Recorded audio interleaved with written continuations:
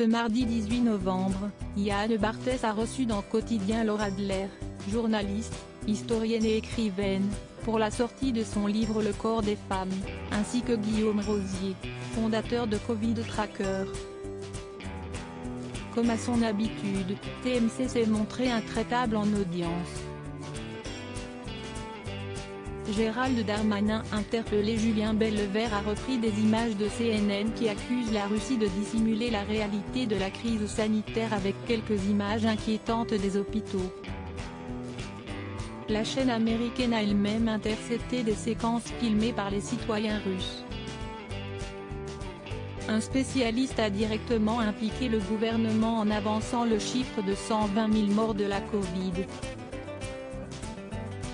Par ailleurs, le projet de loi visant à flouter les policiers en intervention a déplu à Assouline Ahmed Chaouch qui est allé interroger Gérald Darmanin, ministre de l'Intérieur. Il s'est demandé si cette loi était démocratique.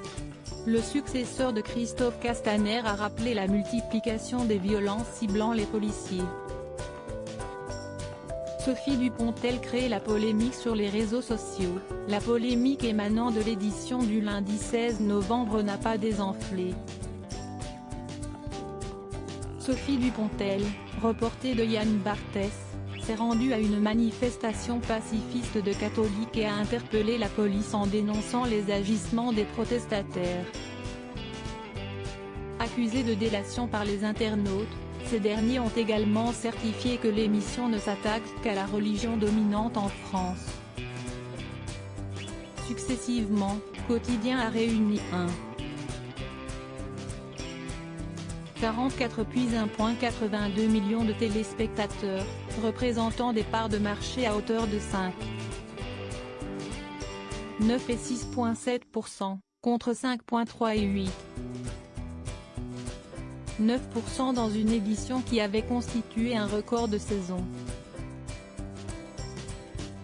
Le match France-Suède a entraîné ces pertes de puissance malgré la présence en deuxième partie de 14% du public féminin, dont 17,8% pour le Morning Glory, ainsi que 13,5% des ICSP+, et 13,8% des 25-49 ans.